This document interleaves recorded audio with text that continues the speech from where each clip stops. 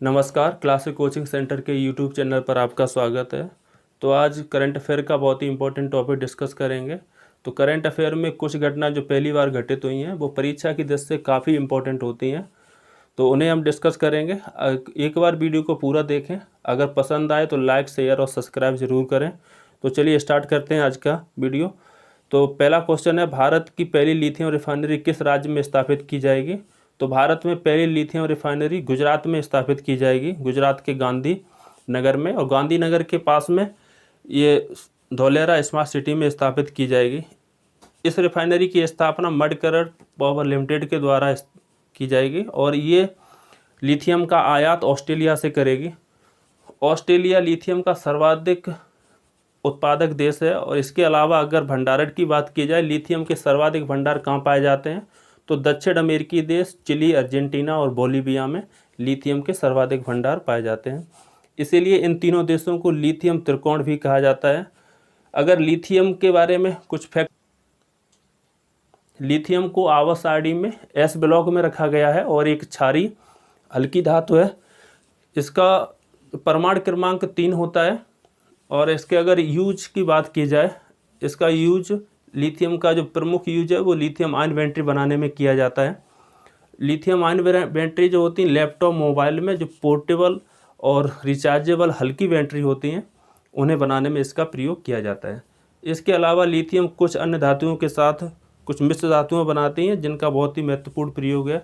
जैसे लिथियम सीसा के साथ मिलाकर जो मिश्र धातु बनती है उसका प्रयोग बेयरिंग बनाने में, वाहनों में जो बेयरिंग लगे होते हैं उन्हें बनाने में प्रयोग किया जाता है। इसके अलावा लिथियम और एल्युमिनियम की मिश्र धातु का प्रयोग वायुयान के पुर्जे बनाने में, उनके पार्ट्स बनाने में किया जाता है। तो लिथियम के बारे में कुछ ये इंपॉर्टेंट फैक्ट हैं। अगर भारत में लिथियम के भंडार की बात की जाए तो लिथियम के भारत में हाल ही में कुछ भंडार खोजे गए हैं और कर्नाटक के मांड्या जिले में लगभग 1600 टन लिथियम के भंडार प्राप्त हुए हैं। तो इतने सारे फैक्ट आपको ध्यान रखना है। तो भारत में पहली लिथियम रिफाइनरी कहाँ स्थापित की जाएगी? गुजरात में।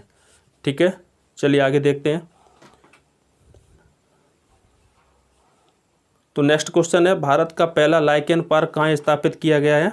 तो भारत में पहली बार जो लाइकेन पार्क है वो उत्तराखंड के पिथौरागढ़ में स्थापित किया जाएगा और ये उत्तराखंड वन विभाग द्वारा इसकी स्थापना की जाएगी। लाइकेन एक सहजीवी पादप यानी कि पादप है और ये कवक और शैवाल जहाँ पाए जाते हैं वहाँ पर लाइकेन पाया जाता है। लाइकेन का काफ़ी यूज है। लाइकेन का प्रयोग लिटमस पेपर बनाने में किया जाता है। लिटमस पेपर का आपको पता है, जैसे अम्ल, क्षार, इनकी जांच के लिए इसका प्रयोग किया जाता है। इसके अलावा लाइकेन से हेयर डाई और इत्र भी बनाए जाते हैं। वायु प्रदूषण का इसे इंडिकेटर कहा जाता है। जहाँ पर वायु में अधिक प्रदूषण होता है वहाँ से लाइकेन गायब हो जाते हैं। और अगर उत्तराखंड के बारे में कुछ फैक्ट आपको ध्यान रखना है, उत्तराखंड की जो दूसरी राजधानी है उसे चमोली में गैरसैंण को घोषित किया गया है, उत्तराखंड की ग्रीष्मकालीन राजधानी। इसके अलावा उत्तराखंड की जो शीतकालीन राजधानी है वो देहरादून है। उत्तराखंड की दूसरी राज्य की भाषा संस्कृत है। ठीक है, तो ये आपको ध्यान रखना। आगे तो नेक्स्ट क्वेश्चन देखते हैं, देश का पहला हिम तेंदुआ संरक्षण केंद्र कहाँ स्थापित किया जाएगा? तो भारत में पहला हिम तेंदुआ संरक्षण केंद्र उत्तराखंड के उत्तरकाशी में इसकी स्थापना की जाएगी और इसकी जो स्थापना है नीदरलैंड की सहायता से की जाएगी। तो नीदरलैंड के बारे में आपको बताना है, नीदरलैंड की राजधानी कहाँ पे है और अंतर्राष्ट्रीय न्यायालय कहाँ पर स्थित है, ये आपको कमेंट बॉक्स में बताना है। जो हिम तेंदुआ के बारे में अगर बात की जाए, हिम तेंदुआ का जंतु वैज्ञानिक नाम पैंथेरा अनकिया है। भारत सरकार ने हिम तेंदुआ के संरक्षण के लिए प्रोजेक्ट स्नो लियोपार्ड 2009 में स्टार्ट किया था। भारत का पहला राष्ट्रीय पार्क जिम नेशनल राष्ट्रीय उद्यान उत्तराखंड में ही स्थित है। इसका पुराना नाम हेले नेशनल पार्क था और इसकी स्थापना 1936 में की गई थी। इसी राष्ट्रीय पार्क से रामगंगा नदी बहती है। हाल ही में वो काफ़ी चर्चा में रहा, नंदा देवी जो ग्लेशियर है उसके पिघलने के कारण उत्तराखंड में भयंकर बाढ़ आई थी। तो ये बातें आपको ध्यान रखनी है। तो भारत का जो पहला हिम तेंदुआ संरक्षण केंद्र कहाँ स्थापित किया गया? उत्तरकाशी में। चलिए नेक्स्ट क्वेश्चन देखते हैं। तो नेक्स्ट क्वेश्चन है, भारत का पहला परागण या पॉलिनेटर पार्क कहाँ खोला गया है? तो भारत में पहला पॉलिनेटर पार्क हल्द्वानी में खोला गया है, ये उत्तराखंड में। तो परागण क्या होता है? जो कोई भी पुष्प होता है उसमें दो एलिमेंट्स होते हैं, एक तो स्त्री केसर, एक पुंकेसर। पुंकेसर में छोटे छोटे कण होते हैं, उन छोटे कणों को परागकण कहते हैं। और ये छोटे कीट पतंगे जब उस पर बैठते हैं तो उन पराग कणों को स्त्री केसर तक पहुंचाते हैं। तो परागकण का पुंकेसर से स्त्री केसर तक पहुंचने की प्रक्रिया को परागण कहा जाता है। इस परागण प्रक्रिया के द्वारा ही किसी पुष्प में फल या बीज बनता है। तो इसके लिए काफ़ी इम्पोर्टेंट है परागण। तो ये आपको समझ में आ गया। तो यहाँ पे इस पार्क में लगभग 40 प्रजातियाँ रखी गई हैं, जैसे तितली है, मधुमक्खी, मच्छी, कीट। ये परागण करने में काफ़ी सहायक होते हैं। अगर उत्तराखंड के बारे में बात की जाए तो उत्तराखंड की दूसरी जो राज्य की भाषा संस्कृत है, जैसे कि पहले हम बता चुके हैं। वर्तमान में उत्तराखंड के मुख्यमंत्री तीरथ सिंह रावत हैं। इसके अलावा उत्तराखंड की जो राज्यपाल हैं बेबी रानी मौर्य हैं। उत्तराखंड की स्थापना 9 नवंबर सन 2000 में की गई थी।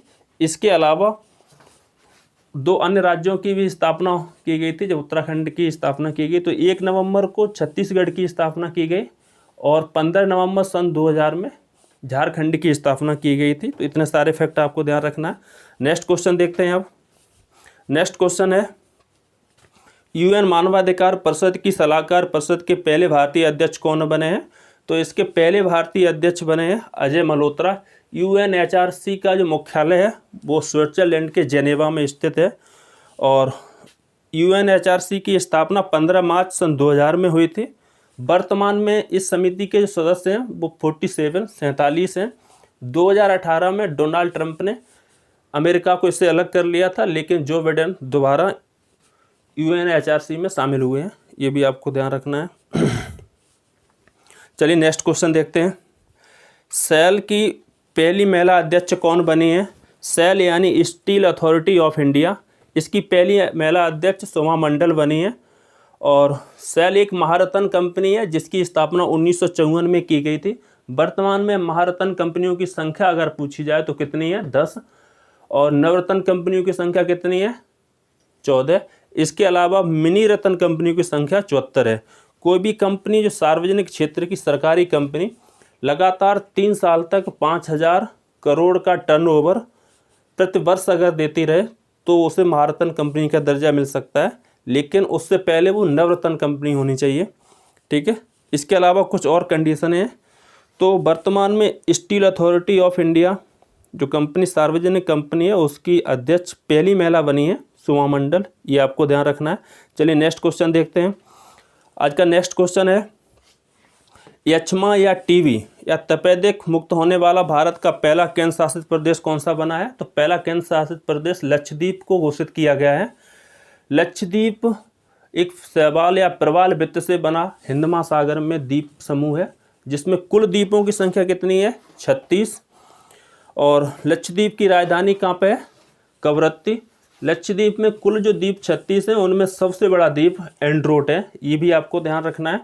इसके अलावा अगर टीबी की बात की जाए, टीबी का मतलब पूरा ट्यूबरक्लोसिस या इसे तपेदिक भी बोला जाता है। तो विश्व तपेदिक दिवस हर वर्ष 24 मार्च को मनाया जाता है।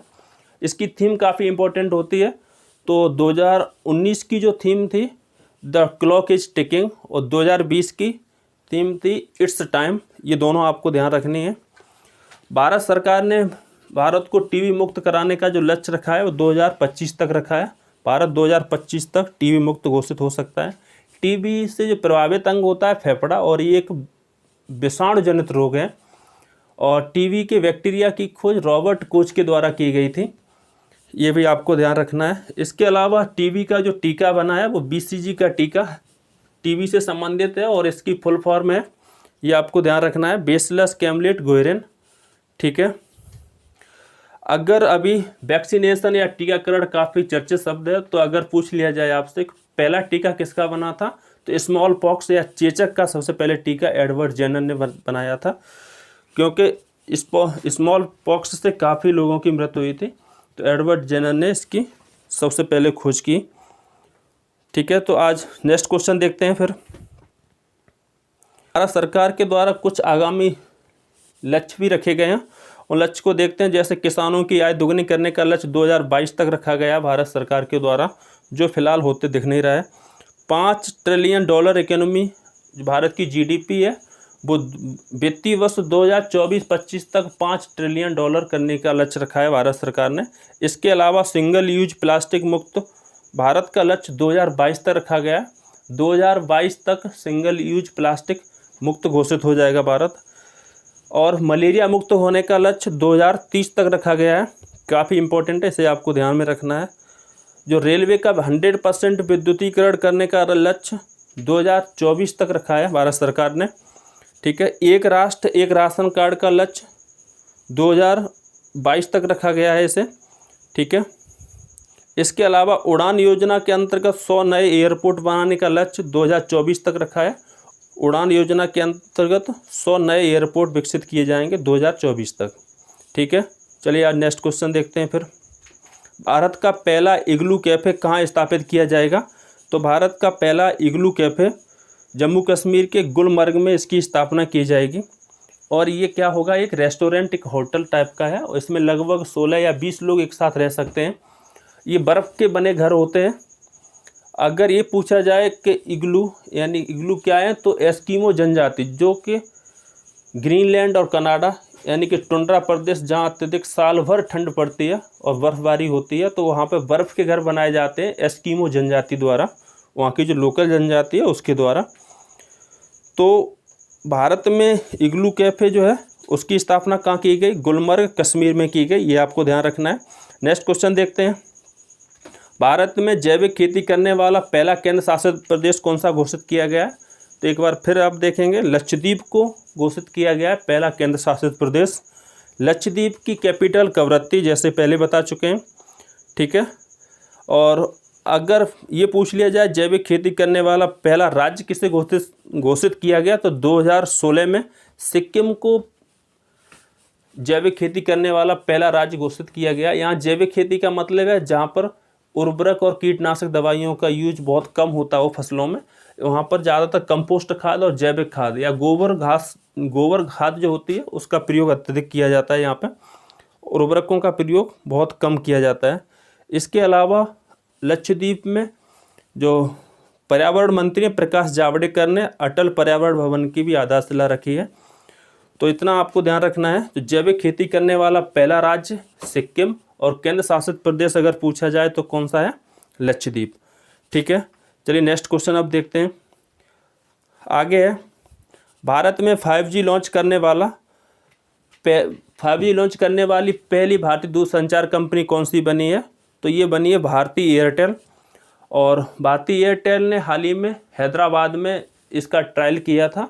और इसकी स्पीड जो 4G नेटवर्क होता है उससे लगभग 20 गुनी अधिक होती है। 4G नेटवर्क 2008 में आया था और उसके लगभग 10 साल बाद 5G नेटवर्क ऑलरेडी कई जगह कई देशों में लॉन्च हो चुका है।